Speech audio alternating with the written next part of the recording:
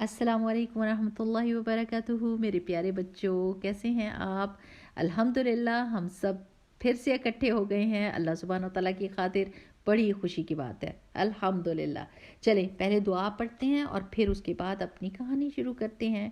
Rabbi इश्रह ली सदरी व यस्सिर ली अमरी वहलुल उक़दतम मिन लिसानी यफ़क़हू क़ौली रब्बना ज़िदना इल्मा आमीन। अच्छा प्यारे बच्चों, पिछली दफ़ा हमने ये पढ़ा था कि सबसे पहले जब रसूलुल्लाह सल्लल्लाहु अलैहि वसल्लम के पास वही आई और वो खदीजा रदियल्लाहु ताला अन्हा के पास आई, तो कैसे खदीजा रदियल्लाहु ताला अन्हा ने रसूलुल्लाह सल्लल्लाहु अलैहि वसल्लम के अच्छे अखलाक की बातें की कि आप बहुत ज़्यादा लोगों की मदद करने वाले हैं, आप बेसहारों का सहारा बनते हैं, आप 10 लोगों की मदद करते हैं, आप मेहमानों की मेहमान नवाजी करते हैं, आप मुश्किल में लोगों की मदद करते हैं, उनको मुश्किल में से निकालते हैं।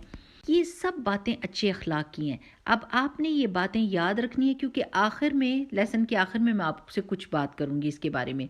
हमारी कहानी आगे चलती है और ये कि हज़रत खदीजा रज़ियल्लाहु ताला अन्हा के चचा के बेटे थे, उनका नाम था वर्का बिन नौफल। वो दौरे जाहिलियत में ईसाई हो गए थे और वो इब्रानी ज़बान में इंजील को लिखा करते थे। वो बहुत बूढ़े थे और उनकी आँखें नहीं देख सकती थी, वो नाबीना हो चुके थे। हज़रत खदीजा रज़ियल्लाहु ताला अन्हा उनके पास गई और कहने लगी कि भाईजान अपने भतीजे की बात सुने। वर्का ने पूछा कि मोहम्मद सल्लल्लाहु अलैहि वसल्लम आप क्या कहते हैं? तो रसूलुल्लाह सल्लल्लाहु अलैहि वसल्लम ने जब सारा वाक़या सुनाया तो वर्का बिन नौफल ने कहा, ये तो वही फरिश्ता है जो मूसा अलैहिस्सलाम के पास आया था। काश कि मैं उस वक्त जवान होता, या काश कि मैं ज़िंदा होता जब आपकी कौम आपको निकाल देगी। तो रसूलुल्लाह सल्लल्लाहु अलैहि वसल्लम को बड़ी हैरत हुई और वो उनको एकदम झटका लगा कि क्या मेरी कौम मुझे निकालेगी? तो वर्का बिन नौफल ने कहा कि कोई भी ऐसा पैगंबर नहीं कि जो आप जैसा पैगाम लेकर आया हो और उसको दुश्मनी का सामना ना करना पड़े। और अगर मैं उस दिन ज़िंदा हुआ जब आपकी कौम आपको मक्का से निकालेगी तो मैं आपकी मदद करूँगा। लेकिन इसके बाद क्या हुआ? वर्का बिन नौफल चूँकि बहुत बूढ़े थे, वो फौत हो गए और वही का सिलसिला रुक गया। अब यहाँ पर एक बात मैं आपको बताना चाहती हूँ और वो ये है कि वही क्या होती है।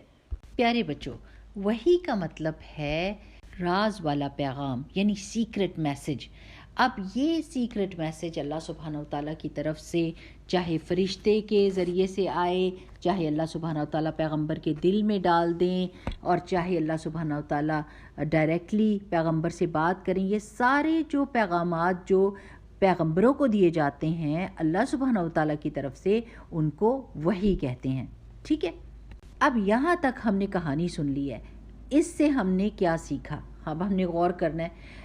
एक बात ने मुझे बहुत सोचने पर मजबूर किया कि देखें कि जब रसूलुल्लाह सल्लल्लाहु अलैहि वसल्लम परेशान थे तो हज़रत खदीजा ने रसूलुल्लाह सल्लल्लाहु अलैहि वसल्लम के अच्छे अखलाक की बातें सारी बताई उनको कि रसूलुल्लाह सल्लल्लाहु अलैहि वसल्लम सिला रहमी करते हैं, बेसहारों का बोझ उठाते हैं, तंगदस्त की मदद करते हैं, मेहमानों की खिदमत करते हैं, मुसीबत वालों को मुसीबत में से निकालते हैं। ये सारी भी बातें रसूलुल्लाह सल्लल्लाहु अलैहि वसल्लम की आदत थी कि वो आदतन हर एक से का भला चाहते थे।